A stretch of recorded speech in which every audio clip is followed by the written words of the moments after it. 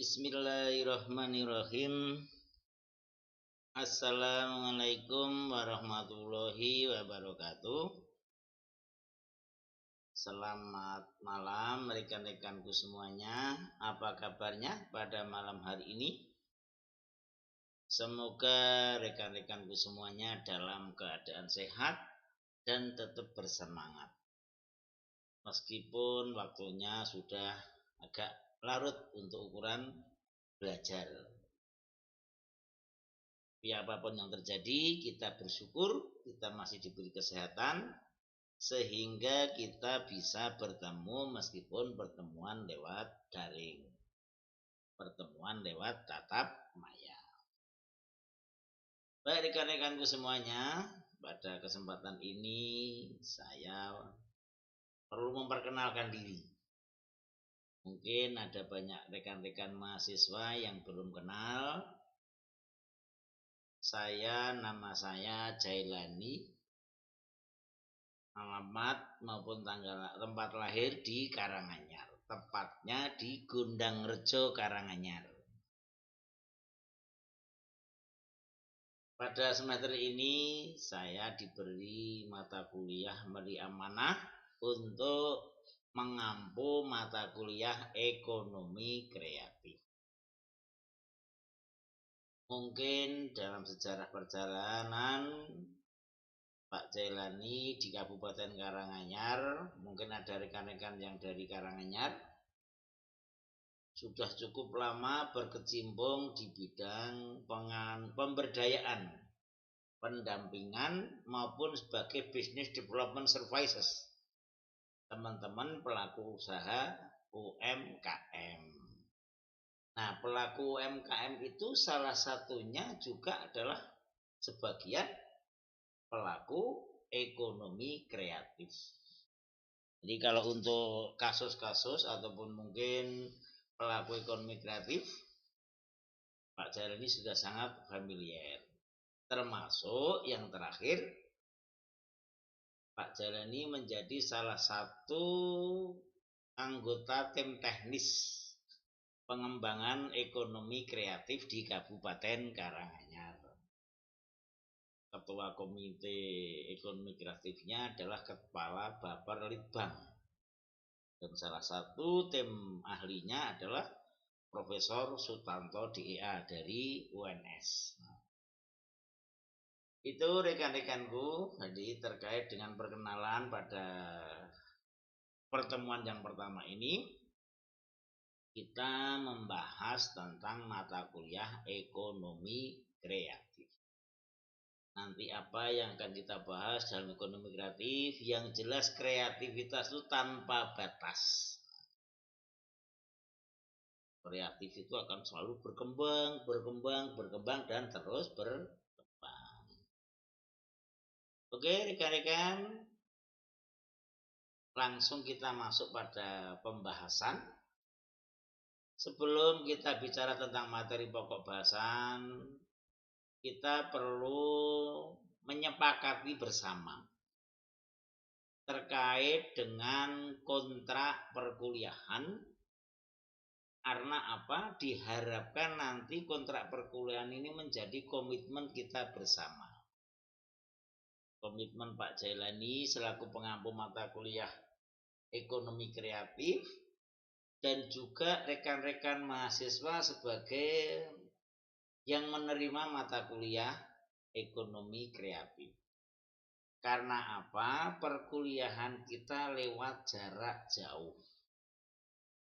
Perkuliahan kita melalui media online, media daring. Pengalaman selama ini banyak mahasiswa komplain bukan masalah akademis, bukan masalah diskusi materi, tetapi hanya persoalan nilai ujian rekan-rekan mahasiswa. Sudah hampir 3 tahun setiap ujian itu mesti komplain. Nah, disinilah kita menyepakati bersama terkait dengan kontrak perkuliahan. Adapun untuk kontrak perkuliahan mata kuliah ekonomi kreatif ini perkuliahan direncanakan 16 kali pertemuan dengan 14 kali materi dan dua kali untuk evaluasi, yaitu ujian tengah semester dan ujian akhir semester. Dan presensi mahasiswa 60% dari total pertemuan. Sedangkan nilai akhir nanti adalah nilai dari nilai UTS dan UAS digabungkan. Ini pengalaman Pak Jailani, ini banyak mahasiswa yang komplain hanya masalah nilai akhir. Itu rekan-rekan terkait dengan kontrak perkuliahan. Sekali lagi saya tekankan bahwa kontrak perkuliahan ini menjadi komitmen bersama Pak Jailani yang mengaku mata kuliah, rekan-rekan mahasiswa yang menerima perkuliahan atau materi perkuliahan. Baik, kita lanjutkan terkait dengan materi untuk pertemuan yang pertama. Kita mengambil materi tentang sejarah peradaban manusia. Mengapa kita mengambil materi sejarah peradaban manusia? Bahwa kreativitas yang timbul dari manusia itu perlu kita pelajari dari sejarah peradaban manusia itu sendiri. Nah, tujuan pembelajaran dari materi pokok bahasan ini adalah yang pertama, setelah mempelajari bab ini diharapkan mahasiswa mampu mengerti sejarah peradaban manusia.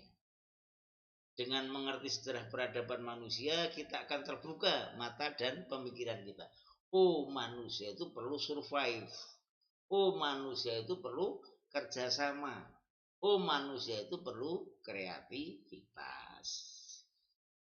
Yang kedua, mahasiswa mampu memahami perbedaan manusia dengan makhluk ciptaan yang lain. Jelas, yang membedakan manusia dengan makhluk yang lain adalah adanya akal pikiran, adanya hati dan rasa.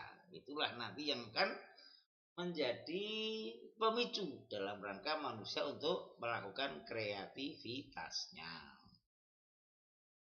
Kemudian yang ketiga, mahasiswa mampu mengerti dan memahami bahwa manusia sebagai diciptakan oleh Tuhan Yang Maha Esa itu sebagai makhluk yang kreatif. Dan yang keempat, mahasiswa mampu mengerti dan memahami mengapa kreativitas itu ada. Itu rekan-rekanku terkait dengan tujuan pembelajaran pada pertemuan yang pertama. Nah, materi pokok bahasan tentang ekonomi kreatif yang pertama adalah sejarah peradaban manusia. Mengapa kok sejarah peradaban manusia? Ekonomi kreatif adalah ekonomi yang tanpa batas. Sumber daya kreativitas, sumber daya olah pikir manusia yang tanpa batas. Bencana, goncangan sosial, terjadinya kelangkaan sumber daya alam, itu akan memunculkan kreativitas. Nah, pada bahasan pertama ini kita bicara tentang sejarah peradaban manusia. Kalau kita melihat sejarah peradaban manusia dan Nabi Adam dan Nabi Hawa, hanya 2 orang dari suku bangsa apapun, dari latar belakang agama apapun, kita sebagai makhluk di dunia ini menyadari bahwa nenek moyang kita adalah Adam dan Hawa. Kira-kira rekan-rekan ada yang berpikiran nenek moyang kita bukan Adam dan Hawa? Adam dan Hawa diciptakan di dunia perlu hidup survive. perlu makan, perlu hubungan sosial. Nah, ini salah satu contoh fakta nyata bahwa peradaban manusia sejak dilahirkan di dunia, sejak diciptakan oleh Allah Subhanahu wa taala, Tuhan yang Maha Esa, itu perlu berusaha. Perlu melakukan kreativitas. Bagaimana ketika Nabi Adam dan Siti Hawa yang belum ada teknologi memakan hasil-hasil bumi adalah yang bergizi, yang tidak mengandung racun. Itu salah satu bentuk bagaimana makhluk manusia itu diciptakan di muka bumi untuk mempertahankan hidup, untuk berhubungan atau melakukan kontak sosial. Ini salah satu bentuk. Diakui atau tidak, meskipun zaman-zaman kuno, zaman-zaman purba, mereka sudah melakukan kegiatan kreativitas dalam hal mempertahankan hidup. Mereka sudah melakukan kreativitas dalam melakukan hubungan sosial dengan sesama manusia yang lain. Minimal antara manusia laki-laki dengan manusia perempuan. Orang laki-laki dengan orang perempuan. Nah, sejarah peradaban ini sudah melihat, menunjukkan kalau bahasa agama Islam itu sudah fitrah manusia, bahwa manusia itu berusaha untuk memenuhi kebutuhannya, manusia itu berusaha untuk tetap bertahan hidup, manusia berusaha untuk bersosialisasi dengan orang ataupun pihak yang lain. Kemudian kemampuan manusia itu berbeda-beda. Selera juga berbeda-beda. Dengan demikian, saling melengkapi antara satu dengan yang lain. Nah, sejarah peradaban manusia sejak Nabi Adam kemudian berurut pada sebuah saat ini, semuanya mencerminkan bahwa manusia butuh eksis, ya tahu, butuh sosial, butuh penghargaan.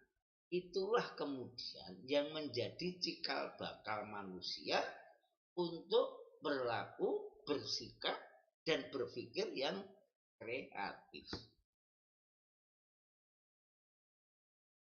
Paham ya? Jelas ya? Ini penting. Pembahasan kita yang pertama ini menjadi fondasi setelah kita nanti akan mempelajari apa itu ekonomi kreatif. Di peradaban manusia dalam sejarahnya sejak Nabi Adam, manusia perlu eksis. Manusia perlu pemenuhan kebutuhan, baik kebutuhan individu fisiologisnya maupun kebutuhan sosialnya. Sejak Nabi Adam. Lanjut ya. Nah, kalau demikian, tadi Pak Jayani sampaikan bahwa manusia butuh survive, manusia butuh teman, manusia butuh untuk kehidupannya, baik kehidupan secara individu maupun kebutuhan secara sosial. Nah, kalau peradaban manusia, semakin majunya peradaban manusia, sekarang bagaimana kreativitas itu muncul? Mengapa kreativitas itu ada?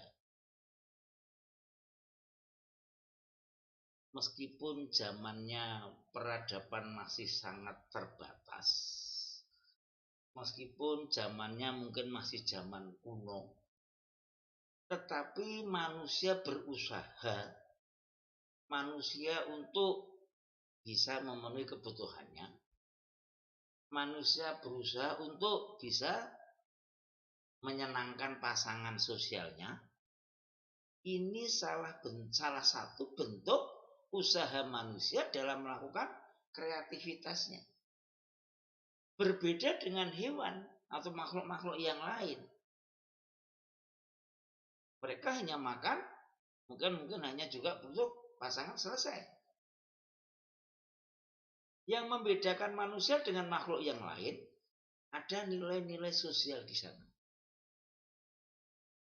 Sehingga kalau sebagai kita orang beragama, manusia itu diciptakan oleh Allah Subhanahu wa taala, Tuhan yang Maha Esa, sebagai makhluk yang sempurna.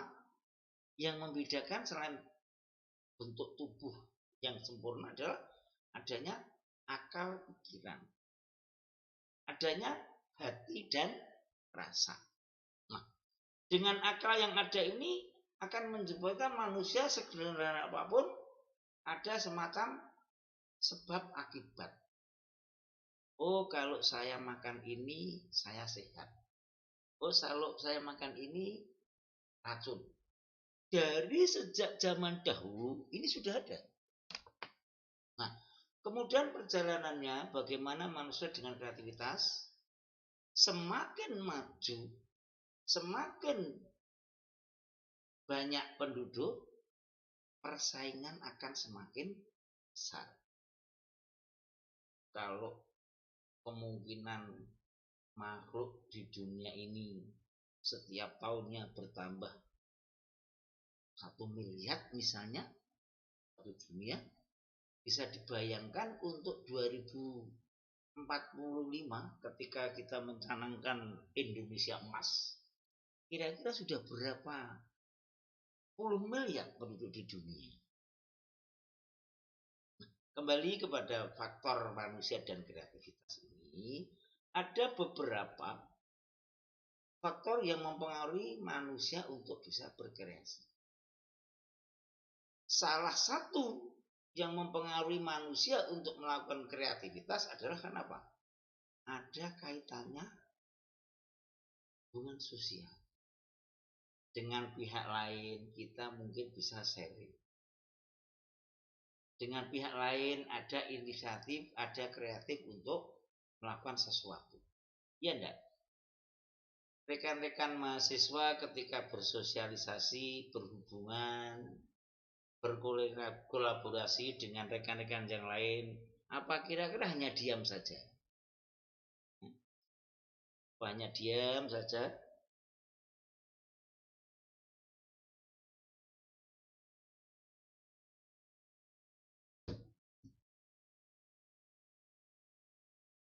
Mesti ada hal-hal yang perlu inilah sebetulnya muasalnya, sumber daripada kreativitas itu. Di ketika manusia berhubungan dengan pihak lain, selain kita punya kepentingan individu, kita juga perlu ada yang di-sharingkan dengan pihak yang lain. Pemenuhan kebutuhan, baik itu kebutuhan individu, kebutuhan makan, kebutuhan berteduh, kebutuhan yang lain, maupun kebutuhan sosial ini yang akan menentukan bagaimana kita nanti akan melakukan kreativitas.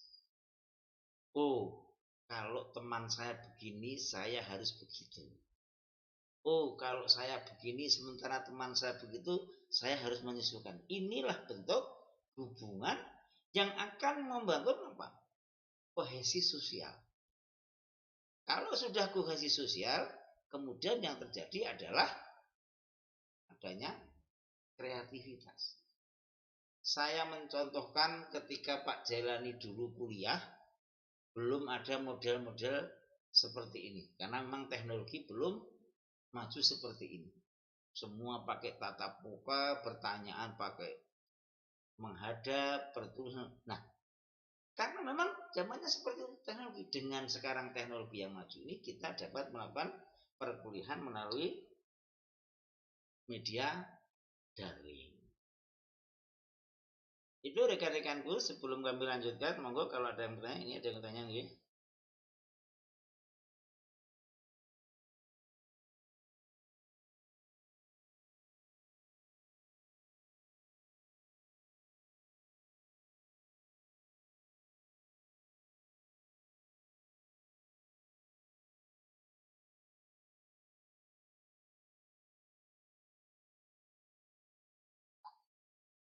Enggak ada jangan enggak, silakan.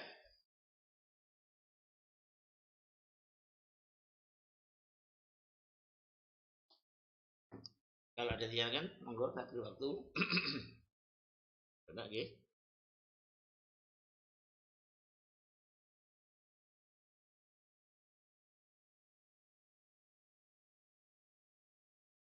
Bisa dilanjut? Yang membedakan manusia dengan hewan. Di depan kami sampaikan bahwa yang membedakan itu kita punya diberi kesempurnaan akal, pikiran. Kita diberi kesempurnaan hati nurani, rasa. Dibandingkan dengan makhluk-makhluk yang lain. Nah, dari inilah sebetulnya yang memulai kita untuk tumbuhnya kreativitas tadi. Mestinya sesuai dengan eranya masing-masing. Ketika masih era zaman purba, sumber daya alam masih melimpah, mau makan buah, mau makan sayur, mau berburu binatang masih sangat terbuka, ya orang hanya mengandalkan sumber daya alamnya. Sehingga kreativitas adalah bagaimana memenuhi kebutuhan hidupnya dengan sumber daya alam yang ada. Akan tetapi dengan perkembangannya jumlah penduduk yang ada, dengan teknologi informasi yang berkembang sedemikian rupa, dengan perubahan geopolitik dunia yang sekarang menjadi mengglobal, sehingga manusia akan berubah, baik cara pandang, cara berpikir maupun cara pemenuhan kebutuhannya. Kalau dulu orang makan cukup, yang penting segera makan, ada yang dimakan kenyang. Sekarang berbeda lagi.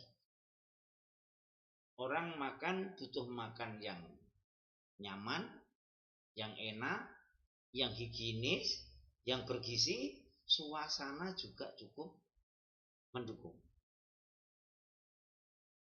Nah, manusia dalam memenuhi kebutuhan, untuk pemenuhan kebutuhan ini, kreativitasnya akan berkembang.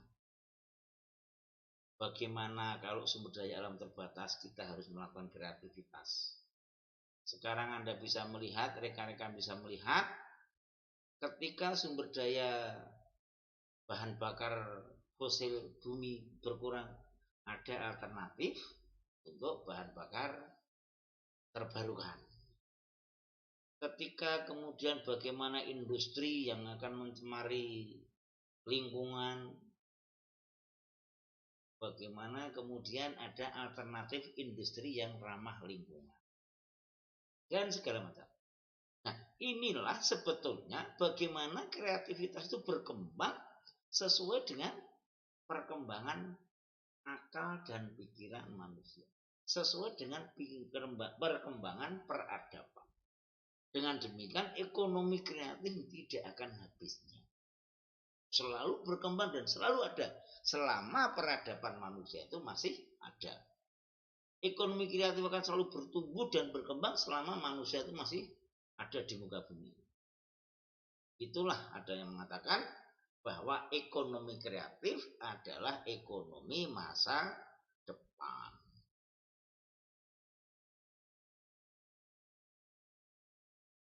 Monggo saya beri waktu, kalau ada yang bertanya silakan sebelum kami membahas untuk yang lebih lanjut.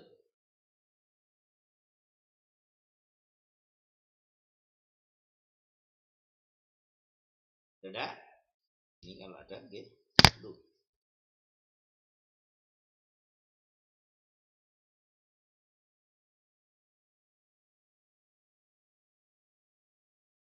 Kita lanjutkan.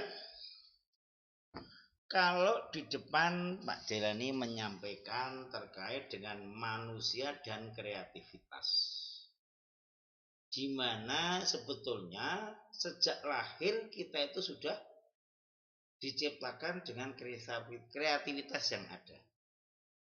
Bagaimana kita melihat kita sejak lahir, kita bisa dibantu, kita hanya bisa tengok kanan dan kiri, kita bisa tersenyum pun orang tua kita sudah sangat senang. Kemudian bagaimana dari sisi makannya, kalau dari mau lahir mau baru ASI, kemudian bubur dan segala macam. Nah, kalau kemudian ketika kita bicara kebutuhan manusia itu tampak tidak terbatas. Dalam agama Islam sudah digariskan oleh Allah Tuhan Yang Maha Esa bahwa manusia itu memang dilahirkan, diciptakan untuk apa? Halunga, nganyelke. Dengan keanekan manusia, dengan kompleksitas manusia, inilah sebetulnya salah satu yang menyebabkan manusia itu menjadi kreatif. Salah satu yang memotivasi manusia untuk berkreasi. Kenapa? Kebutuhan selalu berkembang. Kebutuhan selalu meningkat. Kalau pertumbuhan penduduk manusia semakin banyak, mereka punya kebutuhan yang selalu berkembang, hampir pasti kebutuhannya beda-beda. Saya yakin rekan-rekan mahasiswa yang saat ini mungkin ada sekitar 10 kelas, ya, kelas streamingnya ekonomi kreatifnya Pak Jailani ada 10 kelas.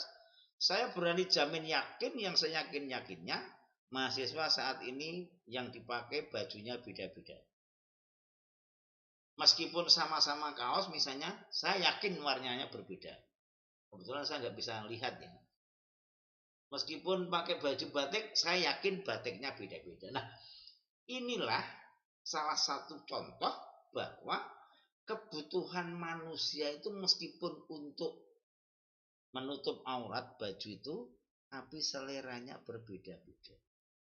Kebutuhan manusia untuk telekomunikasi, ya, ini apa ini? Saya yakin berbeda-beda juga. Kebutuhan manusia untuk memenuhi kebutuhan hariannya juga berbeda. Nah, dengan demikian kebutuhan manusia yang berbeda-beda, yang berubah dan dinamis sesuai dengan kondisi sosial yang ada, inilah yang kemudian memungkinkan, inilah yang kemudian mampu menciptakan kreativitas tanpa berhenti.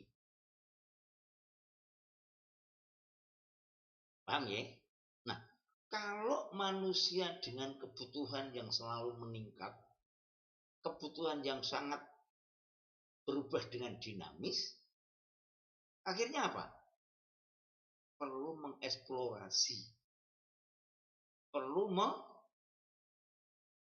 mengoptimalkan apakah kemampuan potensi individu atau potensi berkelompok dengan kolega, dengan teman-teman yang lain. Nah, pada intinya bahwa bagaimana kebutuhan itu akan memungkinkan manusia untuk memenuhi kebutuhannya dengan cara yang pertama, self kreatif. Sebetulnya ini hukum alam. Manusia itu ketika tidak punya kan berusaha untuk punya. Iya enggak? Manusia itu ketika kan berusaha untuk makan, mencari makan atau mencari minum. Nah, self kreatif ini adalah bagaimana dalam pemenuhan kebutuhan manusia akan mengeksplorasi kemampuan dan potensi yang ada pada dirinya. Saya baru kira-kira 1 minggu, ya benar 1 minggu, minggu kemarin, Sabtu Minggu, diundang oleh kawan-kawan pelaku usaha kreatif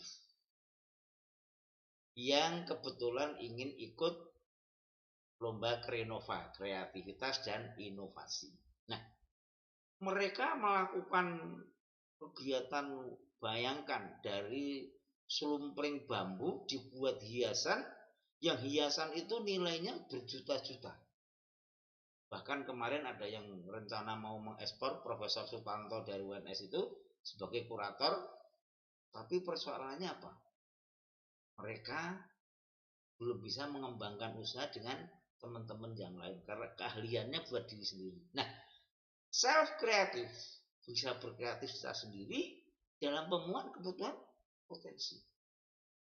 Selain itu, dalam pemenuhan kebutuhan manusia juga dapat melakukan dengan berusaha mengeksplorasi sumber daya alam yang ada. Inilah yang jadi persoalan dunia saat ini. Dengan sekarang bagaimana ekonomi kreatif itu digerakkan oleh seluruh pemimpin-pemimpin yang ada di dunia. Karena ini memang ekonomi masa depan. Karena apa? Mengeksploitasi sumber daya yang ada. Sumber daya alam, sumber daya alam itu akan terbatas. Kalau penduduk semakin besar, semakin banyak, alamnya tidak bertambah, otomatis kan sumber daya alam yang habis kan. Sehingga pemenuhan kebutuhan dalam sumber daya alam ini harus dikelola. Dengan demikian, bagaimana mengelola sumber daya alam yang ada ini dengan akal pikir jadi, dengan hati nurani tadi rasa. Kalau ini saya eksploitasi terus kira-kira 30 tahun, 25 tahun yang akan datang anak cucu kita bagaimana? Saya kalau melihat pengusaha-pengusaha tambang batu bara dalam eksploitasi di Kalimantan, miris ya. Secara ekonomi iya menguntungkan, tapi dalam jangka panjang kan merugikan. Nah, dengan demikian manusia dan kebutuhannya, manusia dalam pemenuhan kebutuhannya ada yang merugikan dalam hal ini merugikan sumber daya alam maupun alam sekitar, tetapi ada juga yang menguntungkan dengan olah daya yang kreatif. Paham ya? Ini menjadi fondasi dasar kita dalam kita nanti mempelajari ekonomi kreatif. Yang pertama tadi, bagaimana bahwa peradaban manusia memang diciptakan untuk manusia yang kreatif. Kenapa? Perlu pemenuhan kebutuhannya, perlu eksis survive-nya, perlu kebutuhan sosialnya. Selain itu memang kalau kita bicara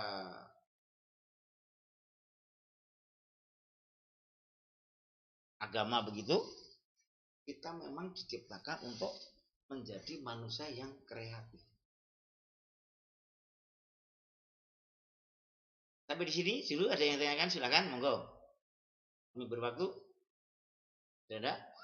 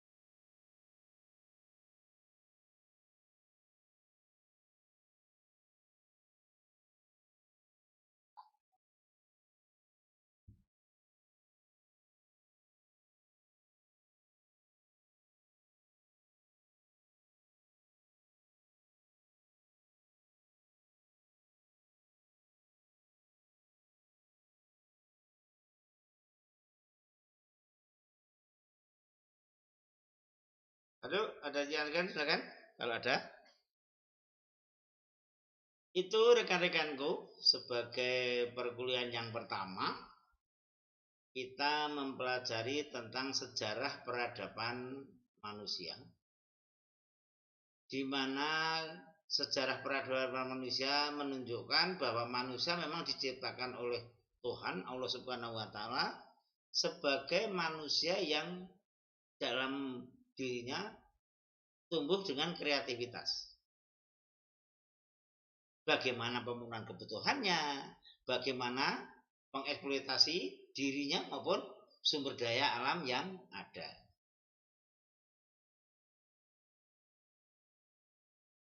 Itu rekan-rekanku, sebagai penutup perlu kami sampaikan bahwa hakikat kreativitas adalah menciptakan sesuatu diri dari yang tidak ada menjadi ada. Bagaimana mengelola sumber daya yang ada, apakah sumber daya individu atau sumber daya sosial untuk pemenuhan kebutuhannya. Dalam perkembangannya, karena kita bicara tentang kreativitas sejak peradaban itu ada, sejak manusia itu ada di bumi, sampai pada nanti manusia sudah tidak ada di bumi. Apakah kemudian kreativitas itu hanya bentuk teknologi? Tidak. Apakah kemudian kreativitas itu hanya dalam bentuk kreativitas, inovasi? Tidak. Kreativitas adalah usaha dalam rangka untuk kembangkan potensi yang ada dalam diri manusia. Ide-ide, gagasan-gagasan itu harus direalisasikan menjadi sesuatu yang bermanfaat. Apakah bermanfaat untuk kepentingan pribadi dalam rangka untuk mengeksploitasi ataupun pemenuhan kebutuhannya, yang pada intinya bahwa pemenuhan kebutuhan, apakah kebutuhan sosial masyarakat maupun kebutuhan individu, berbasis pada kreativitas dan olah pikir manusia.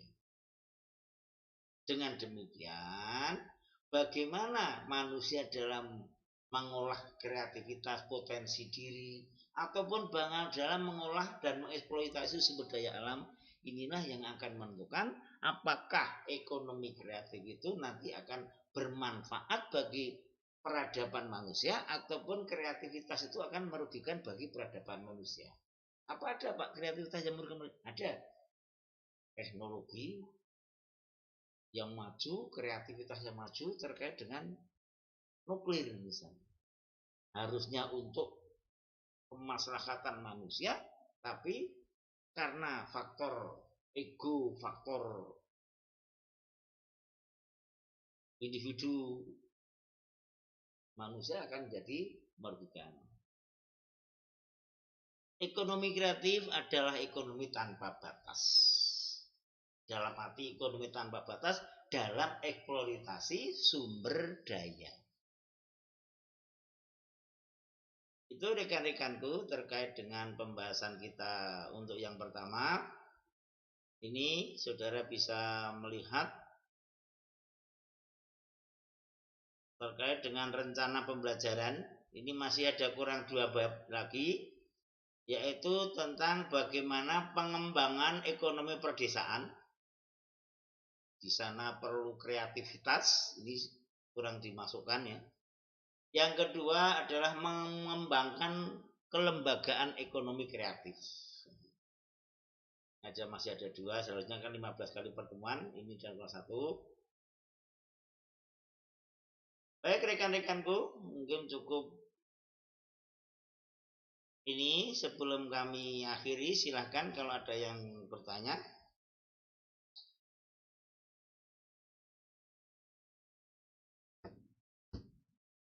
Sebagai bahan evaluasi dan bahan diskusi, seperti biasa setiap materi perkuliahan nanti akan saya berikan soal untuk evaluasi dan bahan diskusi yang bisa didiskusikan oleh rekan-rekan mahasiswa dengan teman-teman yang lain atau dengan pihak yang lain, monggo, tidak harus dikumpulkan.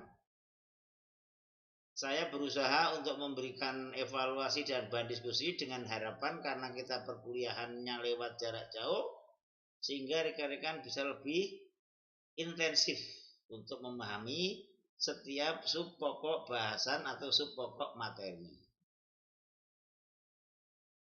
Kemudian kami sampaikan untuk daftar pustaka mata kuliah teori ekonomi kreatif. Yang pertama adalah Suryana, ekonomi kreatif, ekonomi baru, IPT Salemba. Kemudian Karuna Mulia Firdaus, strategi pengembangan ekonomi kreatif di Indonesia. Kemudian buku ajar yang kebetulan yang membuat Pak Jailani sendiri. Buku ajar pengembangan ekonomi kreatif dalam meningkatkan pendapatan masyarakat dari PAT Semarang. Kemudian yang keempat adalah pengembangan ekonomi kreatif Kabupaten Karanganyar tahun 2021. Kebetulan Pak Jailani ikut di dalamnya, ya, jadi dalam mengembangkan roadmap pengembangan ekonomi kreatif. Saudara bisa membaca, itu adalah contoh-contoh praktis pengembangan ekonomi kreatif. Demikian rekan-rekanku untuk pembahasan pada kali ini, pembahasan yang pertama nggih. Kami ucapkan banyak terima kasih atas kerjasama dan komitmen rekan-rekan mahasiswaku semuanya. Kami sampaikan mohon maaf apabila dalam penyampaian banyak kekurangan, banyak kekhilafan dan salah. Akhir kata kami ucapkan terima kasih. Assalamualaikum warahmatullahi wabarakatuh.